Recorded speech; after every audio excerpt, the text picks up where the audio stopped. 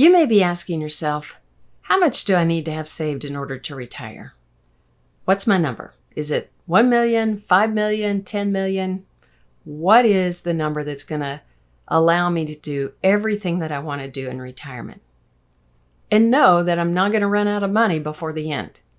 Now, if you're asking yourself that question, I want to encourage you that there is a better question that you can be asking. And in today's video, I'm going to talk about what that question is, and I'm going to share 4 examples of retirees so that you can think through what your situation looks like. Now, the better question to be asking is, how much income do you need? You've got to define what this everything is that you want it to do in retirement. When do you want income to start? How long does that need to last? How much do you need each and every year? How much do you want left over at the end? So once you know the answer to that question, then you can begin to look at whether the amount of money that you've got saved is going to be able to do what you want it to do. And that's a very important question. But once you have that answered, then you've got to look at your own situation to know, how does this work in your situation with the type of assets you have and the way that you are comfortable investing? And let me share the story of 4 different friends to give you an example. These friends all want to retire in the same year, and they all want to have $100,000 coming from their investments. And they heard about the 4% safe rule, which is safe withdrawal rate rule, which is something that's talked about quite a lot. If you haven't heard of it, I've done some podcasts and videos on that. You can Google it. But the 4% rule is based on research done back in the 90s that says if you take 4% of whatever you have saved, then it should last your retirement years. But it was based on a 30-year retirement with assets that were invested 50% in the S&P 500, basically, that type of equities, and 50% in long-term treasury bonds. So that was a very specific way of investing that most people aren't using these days. Now, when you look at your own situation, you've got to know how you want to be invested. So let's look at these 4 friends that want $100,000, that believe that the 4% rule is the rule that they should follow, and have calculated that based on that, they need $2.5 million. So they've saved $2.5 million, they're ready to retire. Now, Anne is very conservative. Anne wants her $2.5 million to be invested in CDs and money market and things that she feels are very safe. And because of that, they're not historically going to keep up with inflation. And so in order for Anne to have some cushion and some room that she can keep up with inflation over her lifetime, she should actually start with less than the 4% rule. So Anne should start with maybe 3%. 3% of $2.5 million would be $75,000, not the $100,000 that she is planning to take from her $2.5 million. Her good friend Bill is very aggressive. He's on the opposite end. He's very comfortable having most of his money invested in the market. And so because of that, he has the ability to outpace inflation. He's invested in things that do typically outpace inflation.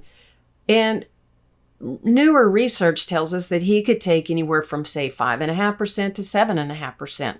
It's going to depend on the year he retires. What are the PE ratios in that year? Are they very high or are they low? Are they more normal? What's that outlook for the return over the first 10 years that he's retired? And what is inflation at the point in time that he retires? Is it higher? Is it normal? Is it lower? Those 2 things will impact which of these starting rates he should use. Because if the returns are going to be lower and inflation going to be higher in that first 10 years, which is a critical time period for retirement, then he should use a lower rate to be sure that he has enough cushion left in his savings to carry all the way through to the end. So let's say that Bill, in the year that he retires, it looks like he could start with a 6% withdrawal. 6% of $2.5 million would be $150,000 a year. So because he's aggressive, he can start with a higher income than Anne, who is very conservative. Now let's think about the other two friends and look at how do taxes impact the amount that they get to spend. John is somebody that has saved his $2.5 million in taxable accounts. He's never put any money in IRAs or 401ks, and so all of his money is invested in accounts that he pays tax on as he goes along.